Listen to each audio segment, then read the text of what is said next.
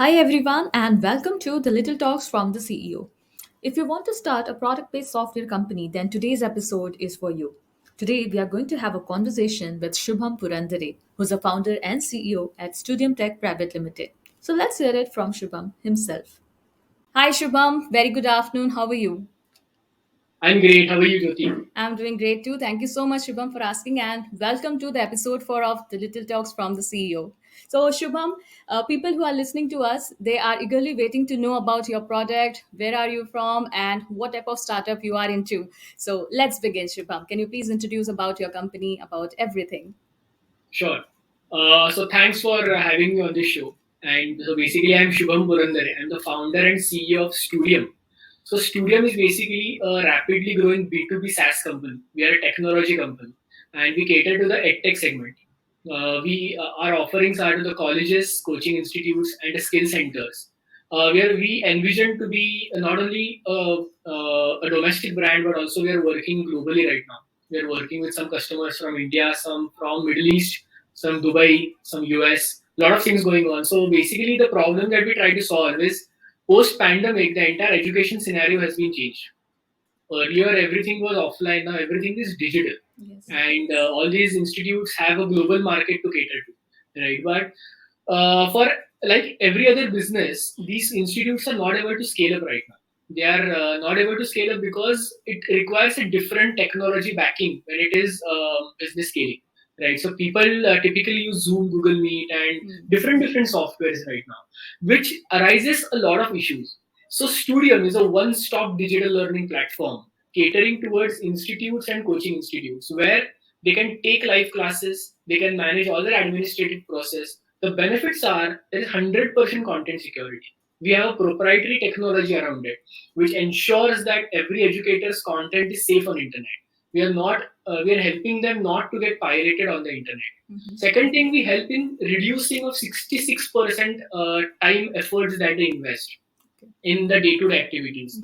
The last part is that it is not just about delivering the content, but it is also about getting feedbacks of how are you positioning yourself, are your candidate understanding, which happens to be a gap in today's market. So we have an automated AI algorithm which basically tries to understand how the student is learning at every point of time and tries to give that feedback to the educator saying that this is where you need to improve and this is what your audience really wants. So that is a one-stop toolkit that we give to the educators, which is a white label solution. And for the colleges, on the top of it, there is an additional problem of accreditations. They have to go through some audits, for which right now 65% colleges in India do not have a good accreditation. And Studium helps in end-to-end report generation for all the accreditation processes. So that is the reason we are growing rapidly in the market. And in this year's January, we just had 2 paid clients. Today, we are sitting on 22 paid clients, having roughly around 12,000 active users on the platform. In India, Dubai, Southeast Asia, and US. We have some partners from the US doing our sales and marketing over there. And yeah, so we were a part of the TIE Nurture program, which is a accelerator program in India, where they had selected 58 startups from the entire nation, out of which 28 startups got graduated. And we got some phenomenal mentors like Ashish Goel, who is a founder of a fintech startup who has recently raised more than 100 million in his Series D round. He's our mentor, and so a lot of learning. So the journey has been really exciting till now. Superb, superb, Shubham. I recently got to know that you are doing some team activity, on branding.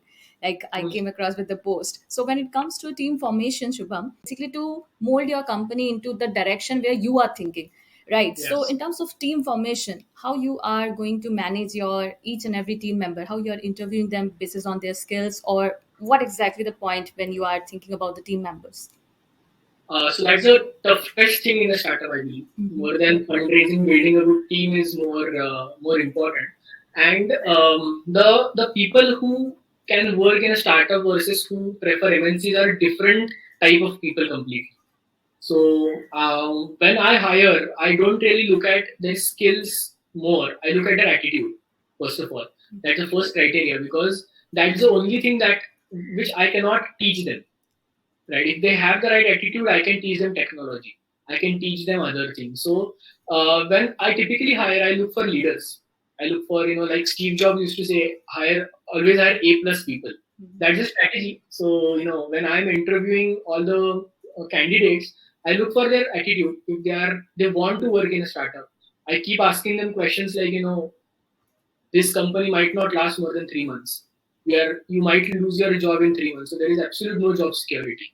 And I can promise you the in time to the office. I cannot promise you the out time from the office. So are you ready for the challenges? So very less people say yes to this, but who actually say yes are the right candidates.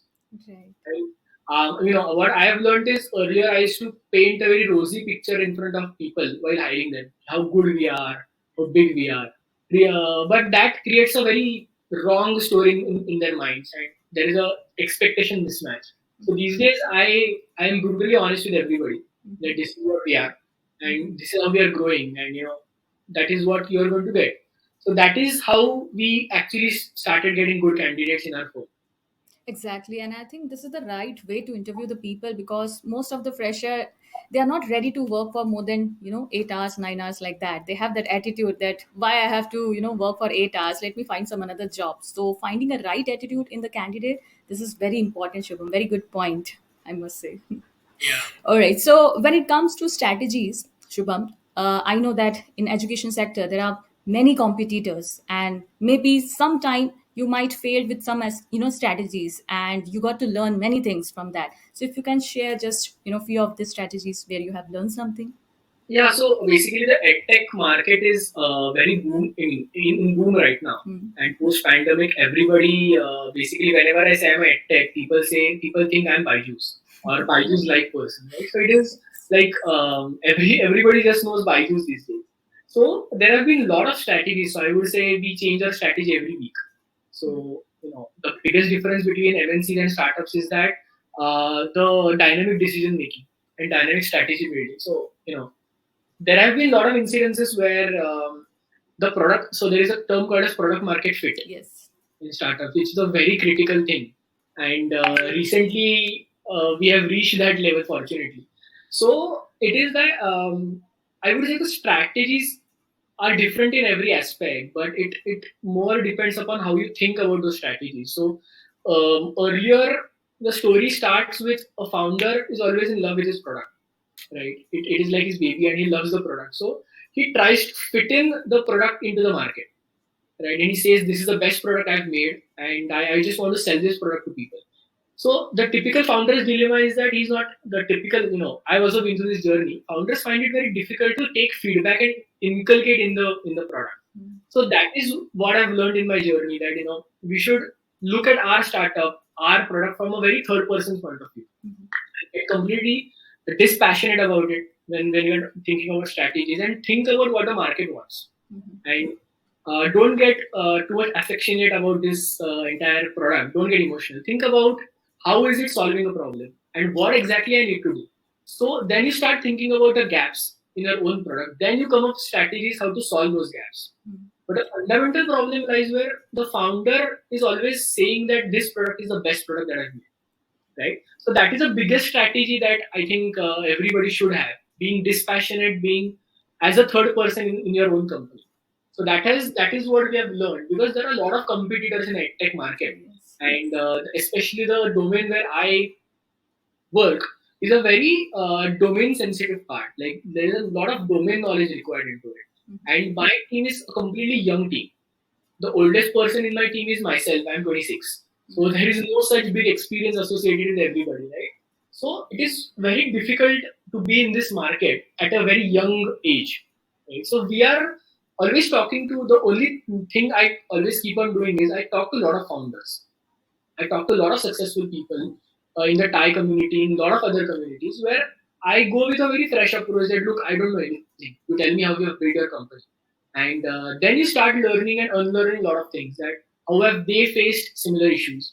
How have they tackled it? And then we as founders have to implement a similar use case in our startup and then recalculate the strategies. That is how the strategy making should be done. So there is no one single thumb rule for any strategy making as such. Closely observing your competition, what are they doing? And I have been asked this question a lot of times, that There have been similar products in the market, right? Still, why do we exist? And what is that thing that is pushing you? I always have learned a very simple question. If there was everything best in the product in the competition, then today everyone would have been satisfied, right? There won't be any problem in the market. The fact that there are competitors, there are people, and there are people who are still not satisfied, that itself tells that there is something that that needs to be taken care of, and that is what they are doing. So don't get overwhelmed with the competition. Don't get depressed by other feedbacks you are getting. It's just a part and parcel of building a startup. Very true, very true. But Shubham, one more point which I have to discuss with you is that yes, there are many competitors who exist right now, and they are from many years. And what is the uniqueness you are going to have in your product? So, if you can help us with the some USP about your product. Yeah, definitely. So, I have closely analyzed my market. So, what we do is basically there are three USPs on which the client comes to me. Okay. If you see my market and my competition is what? Zoom, Google Meet, then Google Classroom, open source softwares like Moodle, right, which are used in universities. The biggest point is that you are using 5 softwares for one task, one teaching learning process. It is you are losing out on their efficiencies. You are paying to those people and you are not getting the most out of it. Instead of that, we'll give you one system which is doing all the 4 things at an affordable cost to you, giving you 3 more benefits. First benefit is the video conferencing, 100% safe and secure, no content compromises. First benefit. Second benefit, all automations in the administrative processes, right? Third benefit is the quality part that we provide. So no competitor in the market right now is focusing more apart from the delivery. We are focusing on the feedback loops. How will you redevelop your content? How will you improvise your content? Right? And the accreditations part, no competitor in the market today is giving an exhaustive solution for everything, an automated solution for everything. That is what we are trying to give. That is why we have paying customers today. So we have well defined our USPs and why do we exist in the market. And we are closely observing that how the market is evolving. Because as and when we go in market, people understand that look, Studium is doing this, we can also do it. So there is something called as entry barrier, which is very well known concept in the fundraising rounds, right? So we have made sure that whatever, if we are working with tech, our tech should be proprietary. If we are working with any kind of domain, we should have best in class domain experts with us. So those things we have evolved as a product company, and we do have it today. That is the reason we are now getting good number of clients. That's amazing, Shubham. All the best to you for this. And coming back to my last question, I know we have short of time. What are the basic tips you want to give to the new, founders when it comes to fundraising? As I know that you are trying to get funds from the most of the investor. So one tip for the for the new generation, that what it requires when they are in front of investor, what should they do and what shouldn't they do? So if you can help us with those tips.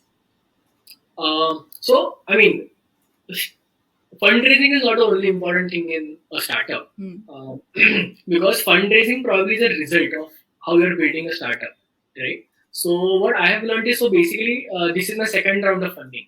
We in this January we have raised our angel fund, and first 2-3 rounds I believe are on the founder more than a product and business. People talk to me and they're betting on a founder. Okay, so first thing that a founder needs to do is being brutally honest.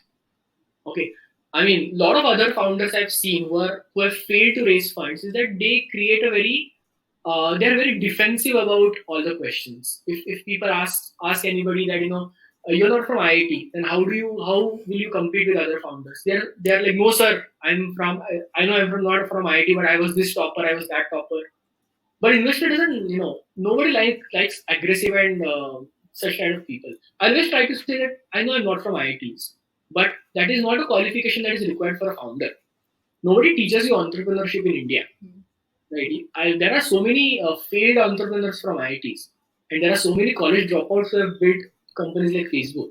So it is just a thing in your mind, right? So you need to develop that right person of an entrepreneur. That's all. So don't be defensive. Be brutally honest with what you have, what you don't have specifically, right? And I know my weaknesses, that where I don't have the right things.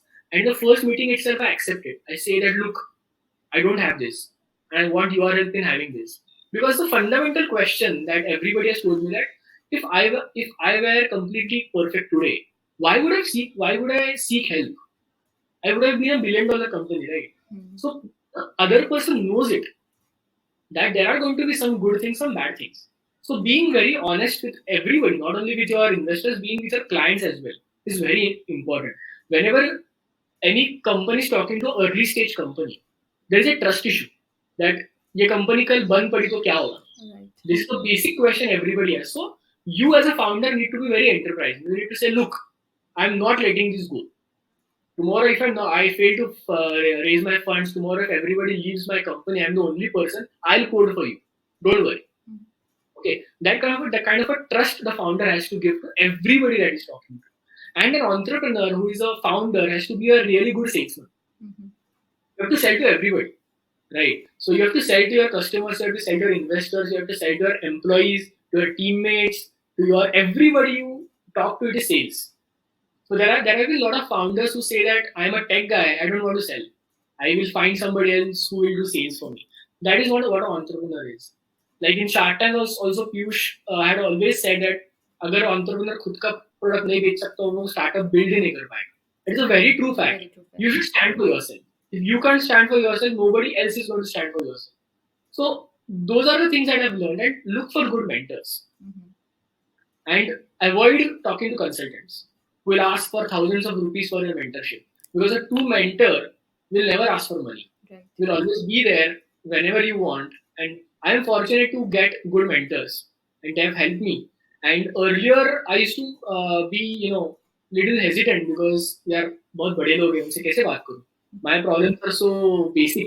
But then I realized that one of my mentors had told me that I was facing a cash flow issue. I told him that, look, I'm not able to manage the cash flows. He said that, look, this is the issue which I face as well. You are facing a crunch of 2 lakhs, I am facing a crunch of 2 crores. The difference is big, but the problem is the same. Right? So, at every stage of startup, I believe whatever problems I face today are going to be there with me lifelong. So, getting good mentor, being honest, not being very defensive, accepting the reality, and moving ahead.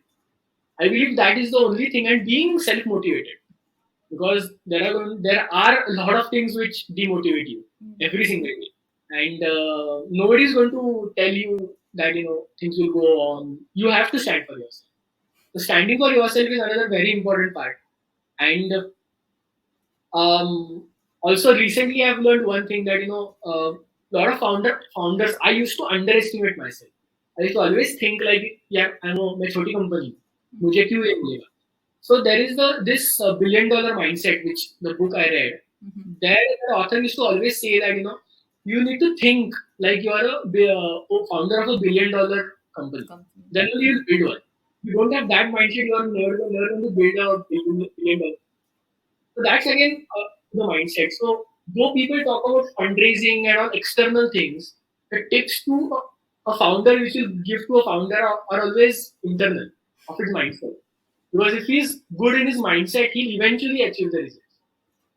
Right. So that's what I have to say to all the new and young founders. And don't get overwhelmed, intimidated with the glamour which is there in the market. I keep on, people like my non-entrepreneur friends keep on telling me that, yeah, तेरा तो इतनी बड़ी company है, ऐसा है, वैसा है, so glamour everywhere. But it's just in movies and in Shark Tanks. Glamour is there in real life. Okay, because you don't even know if you'll get good salary on time. Right. So it is all about, you need to think that, do you really want this kind of a life where you are the only person who is motivating yourself? And even if you are in a worse situation in your mental state, you have to be stable and tell the other person that, okay, things will go on very well in your team. So that's all I've learned till now. I would like to tell other people.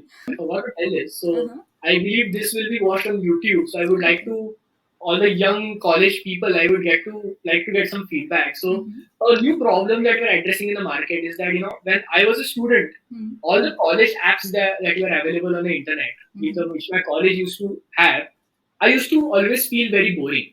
I never used to be interactive, and so to solve this problem, what happens is institute gives a lot of things, expects a lot of things from the students. Right. Students are more reluctant, maybe tha, right?